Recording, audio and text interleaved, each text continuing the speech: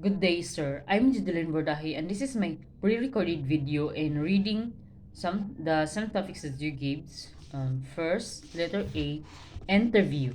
1. Interview define it is the questioning of a person believed to possess information which are relevant to the investigation of a crime or on criminal activities. Number 2. The golden rule in interview. Never conduct or let anyone conduct an interview if the interviewer has not gone to the crime scenes. The questioning should be in agreement with the fact and condition at the crime scenes. The questioning will lead wayward for the interviewer who had not seen personally the crime scenes, and he will not be in position to distinguish half-truth, exaggeration, or falsehood from the answer of the person being interviewed. 3. Qualities of a good interviewer. A. Rapport. Define it is the relation between the interviewer and the interviewee which is conducted to a fruitful result. It is winning the confidence of a person being interviewed in order that he will let tell all the information in his possession. The interviewer must be in respectable civilians and interior because most often the majority of people the police uniform is a barrier in establishing good rapport. To many, to many, the uniform is intimidating. B. Forceful personality. The appearance of the interviewer and other qualities such as skills of communication techniques or the force of his language or the main style of the strength of his character. He his he must be understanding, sympathetic, and without showing official arrogance, vulgarity of expressions, and an air of superiority. C. Knowledge of human behavior. This will help the interviewer to determine the personality and intelligence of his subject. He must go down and up to the level of understanding of his particular subject. D. Conversational tone of voice. He, his tone of voice must be conversational, not confrontational as an interrogation. Excuse me, sir. E. Common interest. His preliminary and probing questions to should be aimed to establish common interest between him and the subject. F. Acting qualities. He must possess the qualities of an actor, salesman, and psychologist and known how to use the power of persuasion. G. Humility. He must be conscious, sympathetic, and humble, ready to ask apologies for the inconvenience of the interview. 4. Cognitive interview define.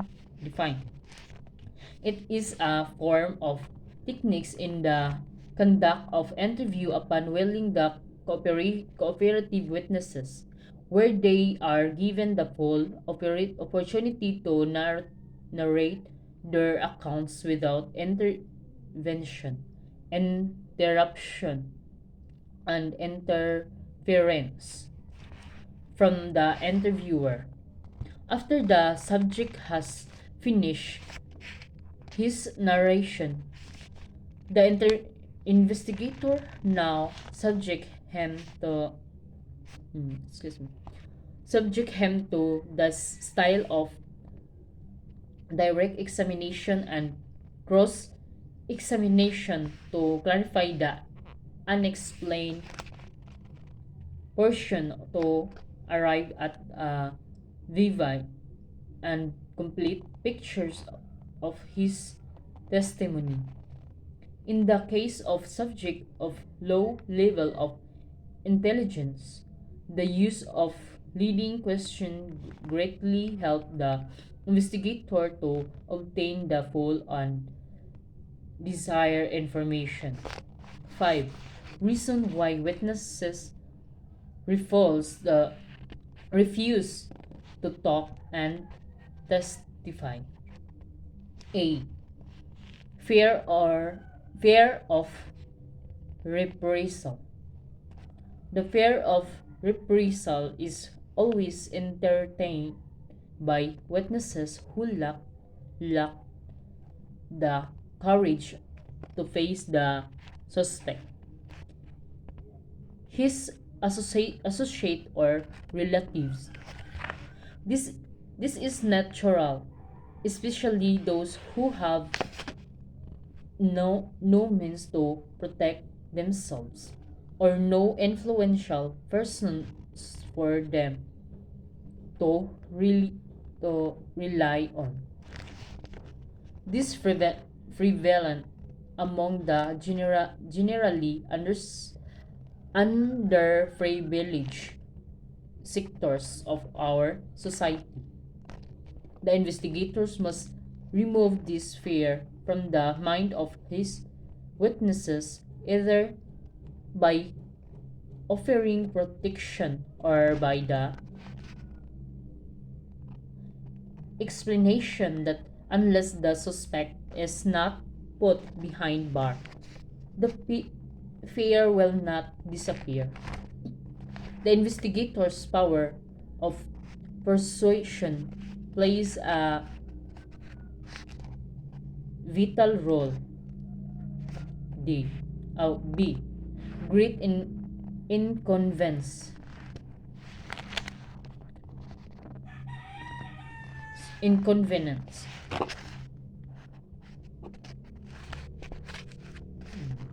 On the part of those of hand to mouth existence, there is this real inconvenience which will deprive them the time to earn of their living, especially during the ordeal of testifying during the trial. To those unemployed, the inconvenience is greater. Those the investigator must sincerely help them through his contact with the business community. C. Hatred against the police. The hatred may be due to previous bad experience with regular members of the police organization. The investigators must show the difference between him and the regular policeman by honest and sincere entertainment. Excuse me, sir. Of the complainants against the regular cops. He must explain the excuse me. that this is scalawags represent only a small percentage of whole organization, and the police leadership is addressing the situation properly. A calling card of the investigator given to this kind of witness will greatly help the situation, promising immediate help if there is the recurrent of the bad experience. The base of the witness. The witness may be the acquaintance, friend, friend, helper, or benefactor of the suspect. All of this and other relationship of the witness to the suspect must be explored so that an intelligent approach is properly applied. E. Avoidance of publicity. There are witnesses who are shy and they shun publicity that will bring discomfort to their ordinary or obscure way of living. The investigator must hide this witness away from reporters. F. Family restriction. Some famous and respect families preserve their reputation by instilling to their members and the need of the approval of their elders on matter affecting their families. Affecting their families. The investigator must talk to the older elder for their approval for a member to testify. G. Big try religious or racial, tribal or ethnic indifference. H. Cultist indoctrination. Some cults or regul- religious denominations exercise religious or moral influence on decision of witnesses to satisfy. It would be more apparent when the witness and the suspect belong to the same cult. The investigator must use the tenet of religion, which is truth, to the religious uh, leaders to allow their members to tell the truth and give the required testimonial evidence. This is prevailing in our society even to the point of career advancement. Number 6. Common technique applicable to the foregoing reasons. Many of these witnesses want to they will not be utilized as formal witnesses but to remain anyone anonymous. The investigators must initially agree that the testimonies be given the short short short of confidentially. After the full disclosure of the information, the investigator when pursues the witnesses to be utilized as form witnesses, especially when there is the necessity of the testimonial evidence. The power of persuasion plays a key role. 7. The stage of handling the interview. Interview. A. Preparation. The investigator should review the fact at the crime scenes and information from other sources in order that he would be ready to the questioning. A background data of the subject should be arrival available so that he could adapt himself to the kind of approach to be employed. Excuse me, sir. B. Approach. The investigator must carefully select his kind of approach, which may be the single kind, a combination of two, or the application of all techniques. C. Warming up. This is done by preliminary or exploratory questions to clear the atmosphere. Promo- Promote a conductive ground for cordiality, respect, and trust for each other. D. Go cognitive interview. The subject now is asked to narrate his account without interruption, intervention, or interference.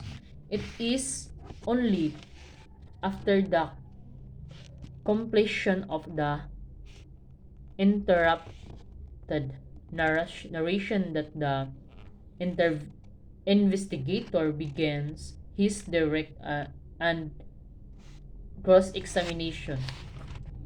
8. Roles in questioning. A. One question at a time. Multiple, complex, and legalistic questions should be avoided.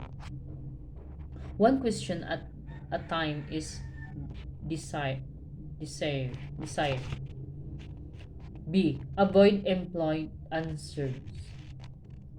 The nod of the head or any other body language as a response to the questions should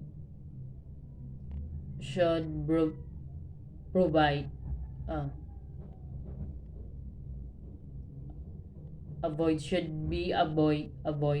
avoided.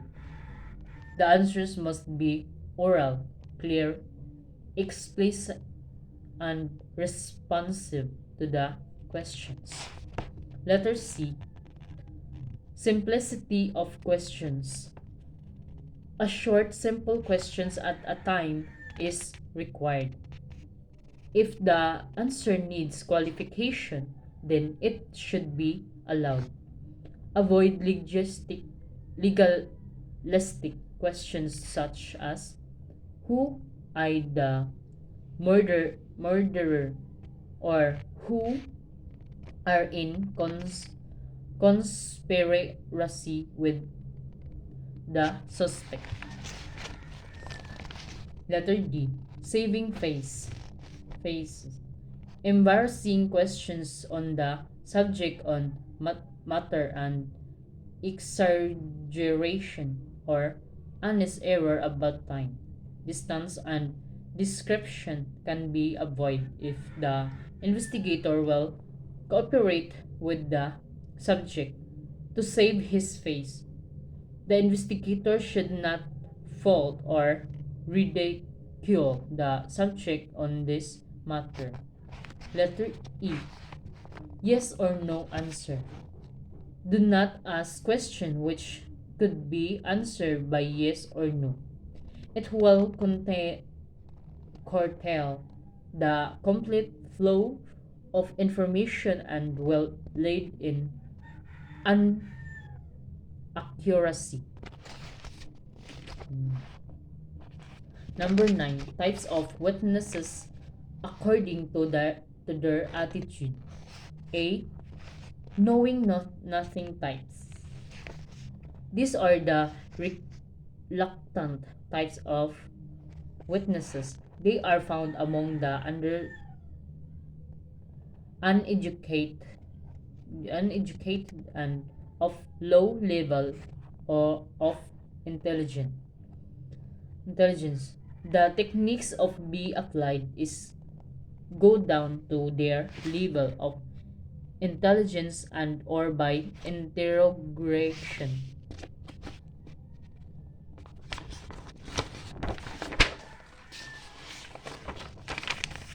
Letter B, disinterested disinterested type. This is the uncooperative and indifferent subject. To deal with them is to find out their failed or interest so that they will talk. Their indifference should be demolished to arouse their interest or be flattered. Letter C, the drunken type. The style of questioning by the investigator should be adapted to the psychology of the subject. When the drunken subject has subword, another interview will be conducted, confronting him about his disclosure while in the state of drunkenness. The written statement must be taken during his sobriety. D. Suspicious type. This type of witness are suspicious about the motive and action of the investigator. The barrier of the suspicious may be removed by sincere explanation or psychological pressure. Letter E. Talkative type. These are witnesses who are prone to exaggerate, adding irrelevant or new matters to their narration. The skillful investigators called Freon the unnecessary matter from the relevant ones. Letter F. Honest witnesses. These are the truthful and cooperative witnesses where the investigator could rely upon. Will little or no problem in handing them. Letter G. Deceitful witness. These are the liar type of witnesses. Let them lie and order them to repeat several times their narration. They will be amnesiac and contradiction. If possible, the lies must be typed recorded for the confrontation about their contradiction.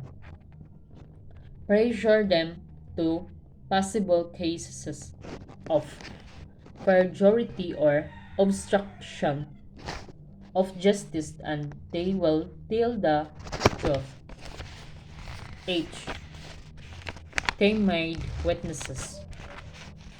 There are the shy witnesses. The approach must be friendly and reassuring confidentially of their information.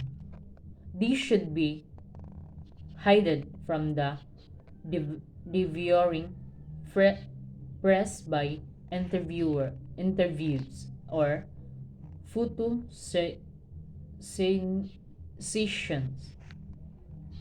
I. Boasting, egoistic, or egocentric witnesses. They will be good witnesses because of their ability to expressing their account of the commission of a crime. The investigator must be patient in dealing with them in order not to bru- brush their ego or self pride. They are suspiciable to add color of importance in their role as witnesses, probably underrating the account or others. J. Re- Refusal to talk witnesses. These are the most difficult subject to deal with. Find out the reasons of their silence by exploring deeper into the kind of their personality. The cause may be trauma, s- shock, fear, hatred, hatred, and others.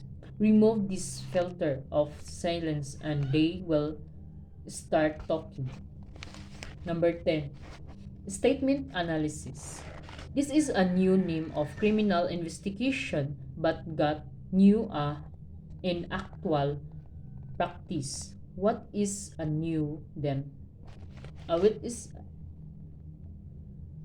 new is the term. It began in a United States when the human report to the police the disappearance of her children while on board her pack car. Pack car. The car also disappeared with the children. The police of the considerable time scores the area, interviewed scores of witnesses who claim to have seen nothing. A police expert carefully analyzed the video type recording or of the woman who went to the TV station to appeal for her children. The analysis led to a suspicion, and the woman was placed under exhaustive interrogation where she confessed that she dropped the car down the river because her live-in partner does not like her children from a former marriage. The car, the car, together with the dead children, was subsequent, subsequently retrieved from the floor of the river. This is not a new practice in our jurisdiction. Every complainants and testimonies of witnesses are subjected to the crucible of truth. Let the Let's the investigator will be the ignorant and unmindful weapon of deception frame up incriminatory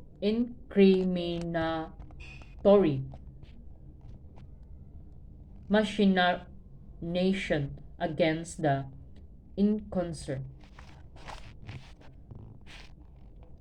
innocent. At most, care must be exercised before concluding the culpability of the suspect. This is the role in the art of criminal investigation and detection. 11. Complainants and testimonies be reduced to writing.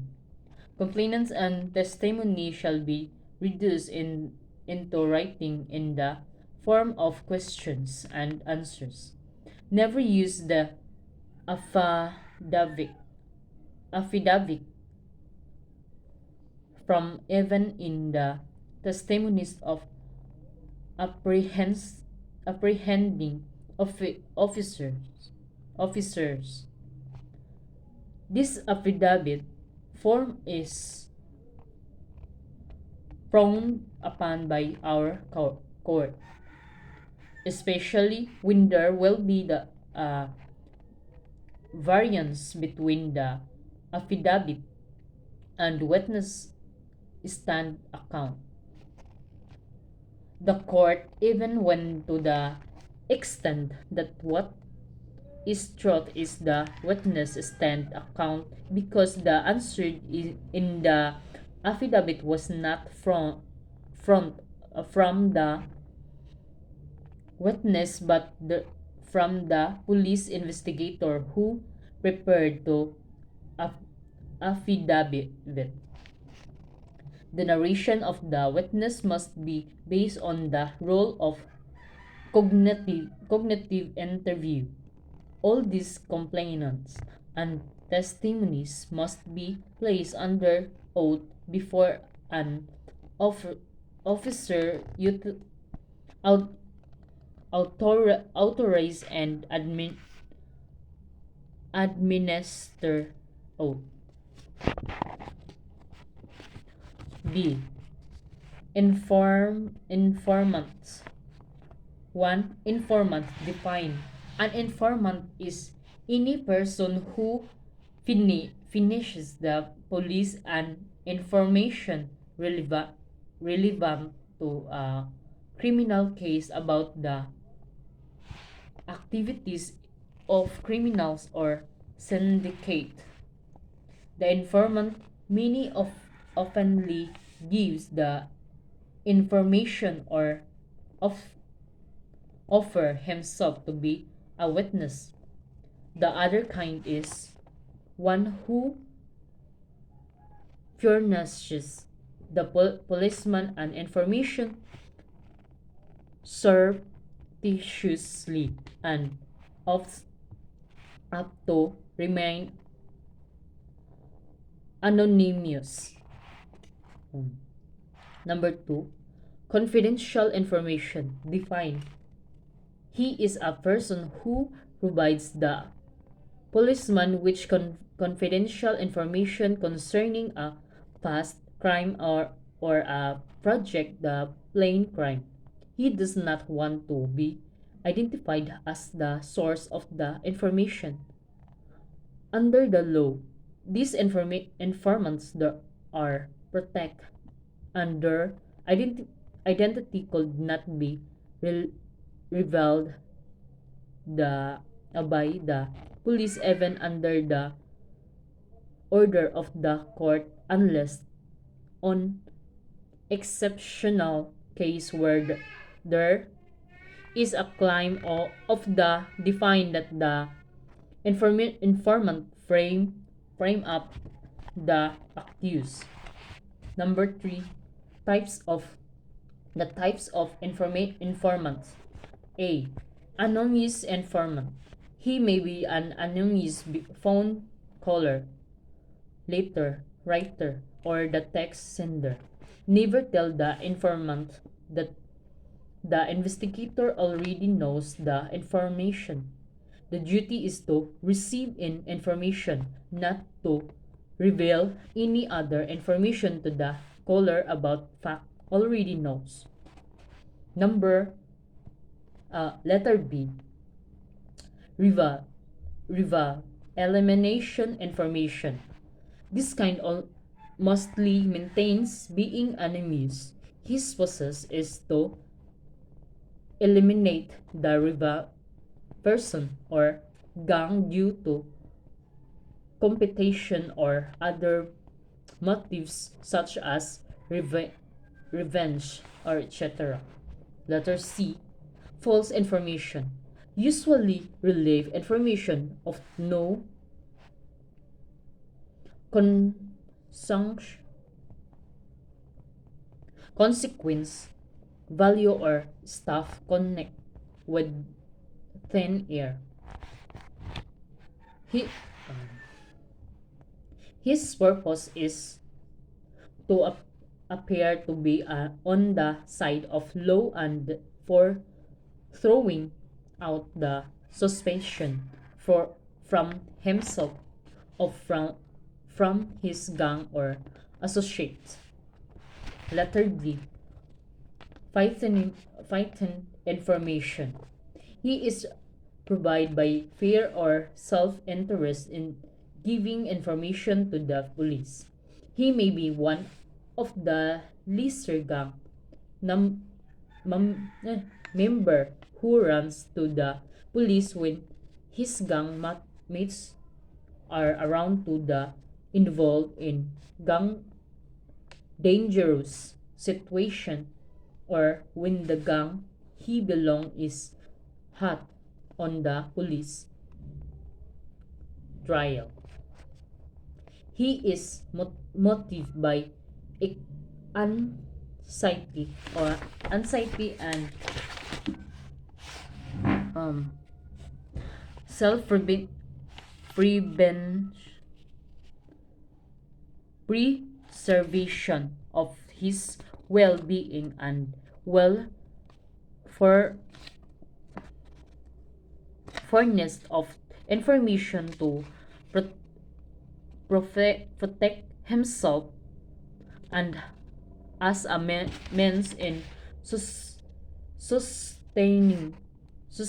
his feeling of self-importance. This type is weakest link in the com- composition of the criminal chain.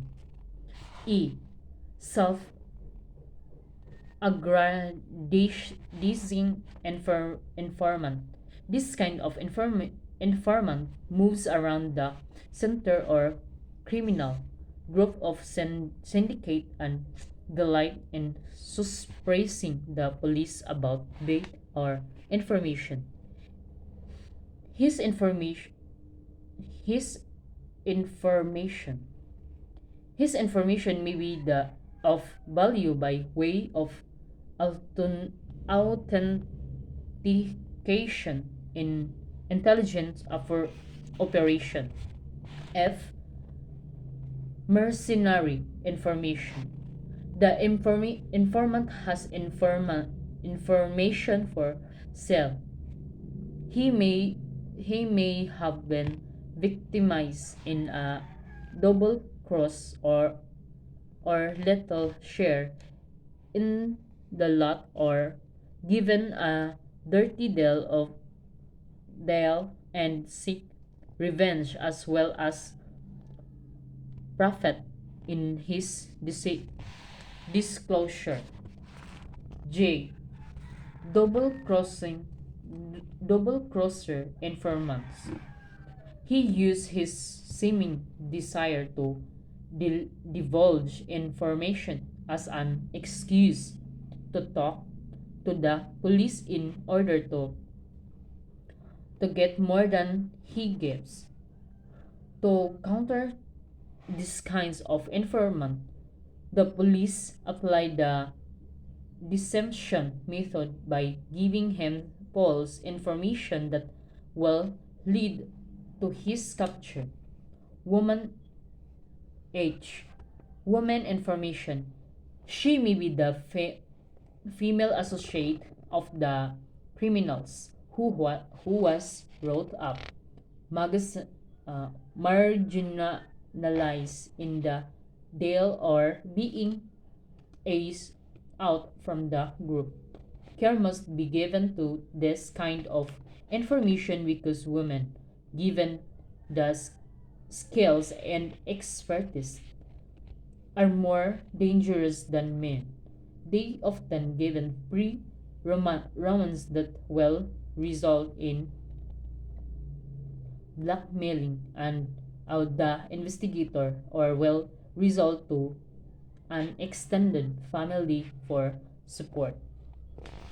I. Legitimate informant. Those who desire to give information spring from legitimate reasons. They may be business operators who abhor the presence of criminals in their trade and parents who are afraid that their siblings will be influenced by their friends who are suspect to be criminals. Others are included where their desires to give information are impressed with lawful motive. Number 4. Motives of informants. A. Vanity. Vanity. Vanity. The motive is for self aggrandizement by gaining favorable attention and importance by the police. B. Civic mindedness. Those imbued with the sense of duty and obligation to assist the police in their task. C. Um, Fair. It is the in engendered illusion of oppression from enemies or from impending danger. D. Repentance. Those listener criminals such as accomplice or associates who will have a charge in heart or to unburden their conscience. Letter C. Informers. 1. Informers define he is the person who provide information to the police on a regular basis. They are either paid regularly or in a case to case basis or none at all. They are consultative and established by the police on a more or less permanent character and as long as they are loyal and useful to police organization. Number 2. The proverbal basis. This saying goes. It needs to it needs a thief to catch another thief. The history of the French police provide that this sayings is true. The elite French short task to investigate criminal case hired an ex-convict as an informer. This ex-convict produced outstanding success in the solution of case seemingly difficult to be solved. The ex-convict later became the chief of the French charrette, and the main was Vidocus.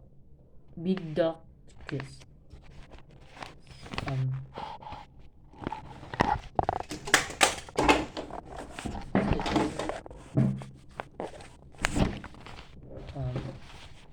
Number 3, selection of information. There is no hard fixed rule in the selection of informers. This is addressed to the sound discretion of the investigator. The in the informer may be to a fixed period of assignment or into a case to case basis. The information the informer must be in conduct indoctrinate. This they are not immune from arrest the prosecution if they commit crimes. This should not bring um, you should not bring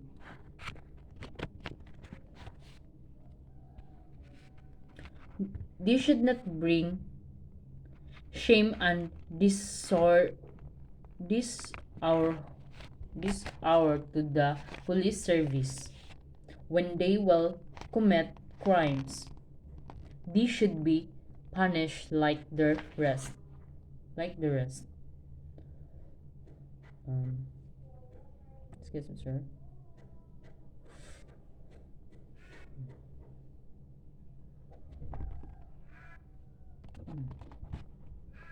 All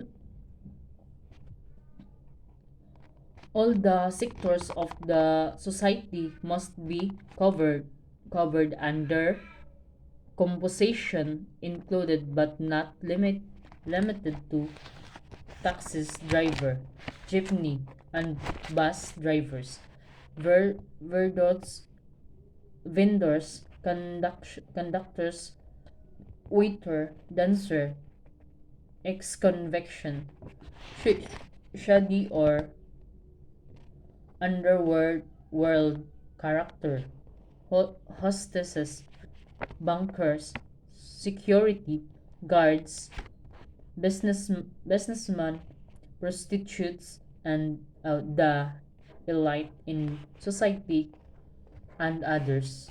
These should be planned as small or stall figures practically in all the corners of social order. Critical areas in the Number 4, critical areas in the development of informers. So, A.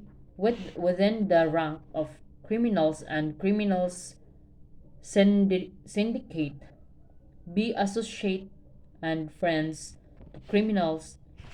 Place of handout of criminals such as nightclubs, bars, hotels, billiards halls, and others place. Letter D. Slum and residential place where criminals have their contact. E. Detention center such as local jail and the National Bureau of Prison. In many instances, crimes were solved by planting malls. Among detention prisoner in the holding center of investigate units and in local jail and also in the National Bureau of Prisons through the agreement with prison authority. F. Place where criminals dispose their lots. Number 5, women informers. Most effective among informers because they could easily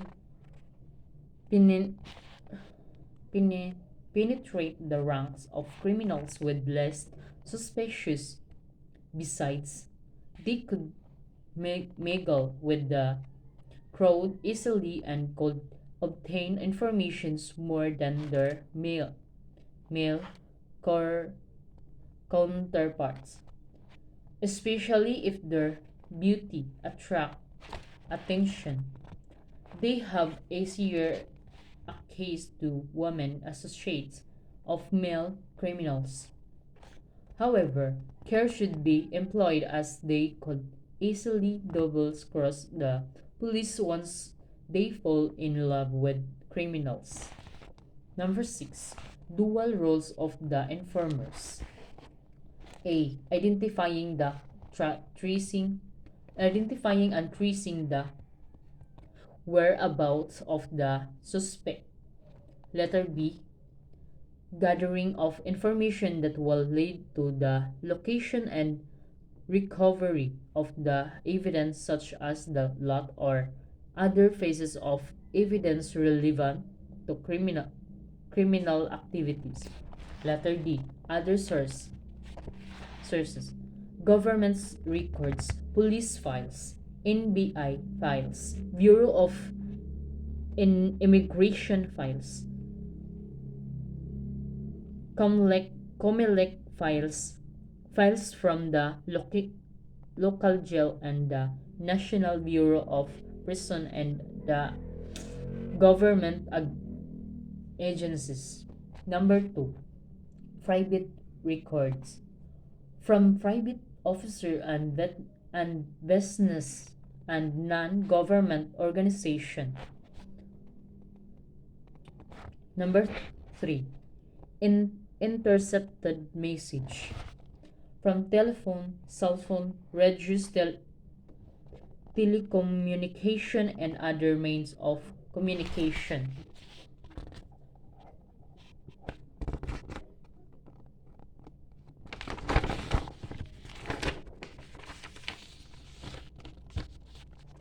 Number 4. Records of the frame and explosive units concerning license holders of friendly and authorized possessor of explosive. Number 5. Fire busting. Tracing the chain of possession of a firearm from the manufacturer, distributor, seller, and to the last possessor. This could be done through the files of the FBI and other U.S. police agency. Number 6. Records of foreign and local manufacturers of vehicles concerning the engine and chassis members of suspect vehicles used in the commission of crimes or are the subject or carnapping. 7. Store data on computers and cell phones. Only expert must be employed to review this stored data. Roles on computer evidence. A. When the computer is off at the time of arrival, do not turn if on. Letter B. When it is on, do not turn it off, nor touch its mouse or keyboard. Letter C. The unplugging of the computer, whether it is on or off, should be done by pulling out the capable directly from the back of the central processing unit. Letter D. Each unplugged capable should be marked in the same marking corresponding to the socket from where the capable was unplugged. Letter E. The computer should be carefully handled and packed of transport to the police station. Letter F. Only computer forensic expert should search for any information or evidence contained in the hardware. Letter G.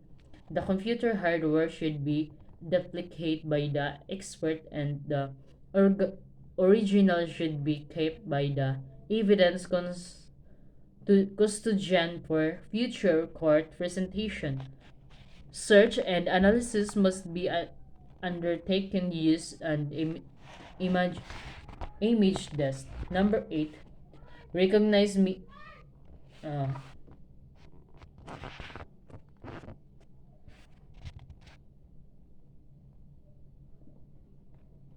I think this is all.